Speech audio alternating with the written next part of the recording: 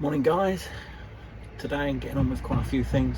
First thing I've done is finish this for now.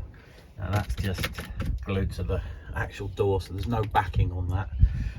Not the best shot, I'll give you a closer shot in a second. I just want to get that on, out of the way, and obviously I've put that one on. And I just want to forget about them for the moment.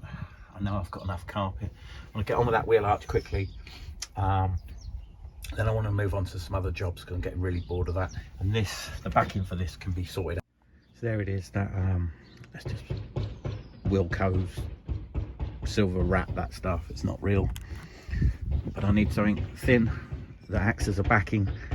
And at some point I'll find it, but there's no point spending an hour or two looking for something, trying to manufacture something today. It's just wasted time, and I'm so fed up with carpeting stuff, and I've still got that wheel arch to do in a minute.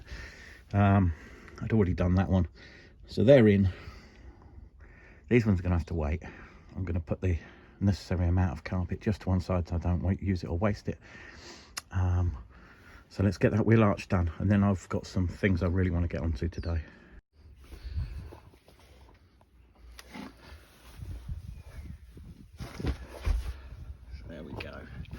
Doesn't quite fit flush that end because you can see that panel there is bending in slightly. It's just where it's attached to ribs, and then it comes out over the wheel arch a little bit, but that won't matter.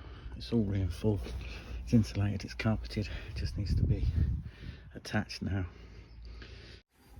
Okay, the other thing I did was buy a pack of these. Now these are little temperature displays, and each of them has got 2 temperature prongs on. A pack of 2 is £8, and it was Amazon Prime. Now they were late being delivered, but they normally come from China. Well, everything comes from China at some point in its journey. But what I'm planning on doing with these is setting them up, first of all, on a temporary basis. Is I'm gonna set one of the probes up outside the van, one of the probes up in the inner insulation of the van, and with the other probe that's still in its packet there, I shall set up one inside the van. So, and just to make sure, because I've got 4 probes in total, just to make sure the other probe will be outside as well, so we're getting at least knowing we're getting exactly the same reading on the outside temperature on both probes. And obviously the one that goes in the insulation needs to be just touching, just dangling freely, doesn't need to be touching anything, otherwise that'll affect its temperature. But I'll do that as a little test, perhaps later, perhaps in the next few days. It'll be interesting to see, you know, what the temperature is. If it's 5 degrees outside, if it's 10 degrees in the insulation, and it's 15 degrees in the van, that could be quite interesting just to actually see that, or not. This is the sliding shelf, top sliding shelf from that unit I'm gonna paint. So I thought I'd test it on this first, on the underside of this. So I'm gonna give it a good sand down, and then put the shellac paint on it, clean it up obviously, put the shellac paint on it, and then see how it comes up painted. And I have to put some sort of catch on this, but this is an old computer desk, so this would be the keyboard shelf or whatever, so it might come in handy for what I need in the van if I'm sat at the double seats at the front and want a surface area, bigger surface area. And anyway, we'll see whether it gets used or not, but it's the ideal test for the paint. This is the paint I've been on about, made by Zinsser, being interior and spot exterior. Okay, so although it says primer, sealer, stain killer, it does all sorts of things. It's very runny, but it says, even though I've just sanded down this part, that you don't need to sand down, and it sticks to most surfaces or all surfaces. We'll see. I'll give it a light sand down, I'll give it a clean, I've allowed it to dry, so let's give it a little paint. So it seems to go on okay, bit patchy. The paint's really runny, but it's very tacky as it goes on. But that's because it's touch dry in 15 minutes and recoatable in 45. Got a little bit of time left to wait. It is already touch dry. But let's have a look at a couple of other things. One of them is getting these batteries strapped down. Fortunately, the only ratchet straps I've got only a metre long, so I could join a couple up. I've got 4 actually, yeah, so I could join them up and ratchet them down. These wooden spacers, there's one there, there's one that runs right behind them to keep them slightly off the wall. There's one down between the 2 batteries, don't think we can see it, and one that side. They're literally screwed into they're not bolted through the chassis or whatever. I was watching Mel's World or whatever it's called, and he was going on about strapping them down and how he sees most people do it, and to be honest, I'm probably one of those guilty of that in the past. Not that I would imagine he's watched my videos. Yeah, so I need to find a way of getting these strapped down. So I was just thinking of using these type plates. I've used them before, just bend them slightly, make these wooden pieces more secure, running the ratchet strap around that basically. Yeah, I'll have to see. First coat on half the unit. Once I've got the second coat on, tomorrow I'll turn it upside down and do the other bits that I can't quite reach. Second coat on that side. Showing up a little bit patchy on the camera, yeah. But I'm pretty sure that's ready for proper paint. I've got to do the other side, so again tomorrow once that's dry I'll give it a couple of coats, get that unit done, and then it'll be on to, I've got a Shellac paint that can go on that. Bought myself a new mug, it's a Stanley. Yeah, it's pretty good, doesn't keep stuff hot for hours. It's got a hole in the top that doesn't close off. It's got a little vented hole at the behind that as well.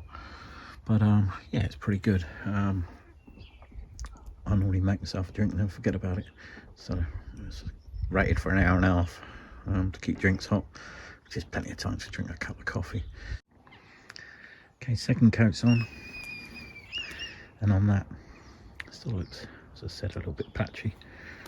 But tomorrow I shall flip that upside down. I'll flip that upside down. Put a couple of coats on both of that, get it ready for the grape Shellac paint I'm going to put on that. And that's the unit that's going to go in that space behind the driver's seat, facing out, with the electrical cupboard behind the unit. And I will build the unit up higher.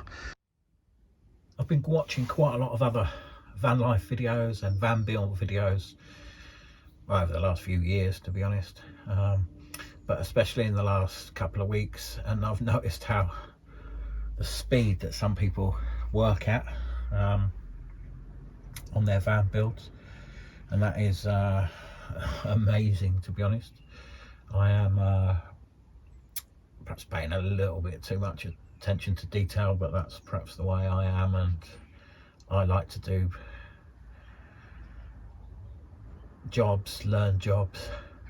Now the painting I've just done, I hate painting, I really do. It's but it's something I need to get done, get out of the way. Once that unit's done tomorrow, then late in the day tomorrow I'll be able to get the first coat of the grey paint on it that I want on the unit, and that unit will sit here. And if that drawer thing, that sliding thing that used to be the computer keyboard drawer, slides out nicely, it might work well for sitting here, or even sitting on the bed across there. So that unit will fit in here. There'll be a gap behind it where I'm going to build a tooling unit right up to hold various items. Starting to take shape. I haven't actually screwed these down, these wheel arch covers. I will pop a couple of little L brackets into the ply each side, and a couple on into the floor each side, and they'll be a bit more secure into the floor. They only need to be held in place. I am going to use them as building blocks for the bed. I'm pretty confident they'll take the weight, along with a couple of other supports each side, and in the middle, to hold the bed up to go across that diagonal. So once that unit is dry and the second coat's done tomorrow, what are we? It's Monday tomorrow, so on Tuesday I'll be looking at getting the unit in, and then starting to realistically measure up and test this bed idea that I've got, this diagonal bed idea. And tomorrow is also announcement day for the government for restrictions perhaps if they'll be lifted, tighter measures when they are lifted, and our Christmas thing. So that'll be an interesting day. Been blessed with the weather at the moment. It is really nice. That paint's good to go in this sort of temperature, which is fine. As for the little temperature test that I'm going to do, I'm not going to set that up today. I need to faff around with some cabling and stuff, and I've already got enough of a mess going on here, which I need to tidy up. I haven't really been able to even put a load onto those batteries yet to test. All I know is, as I can see, the light as we speak is currently sending a little bit of power to the starter battery. I've had the radio on the last few days, and that would normally drain if I left it on all day. Well, it turns itself off after an hour, but if I keep turning it back on, that would normally drain my starter battery away. But the service batteries are nicely sending a little bit over as it's required.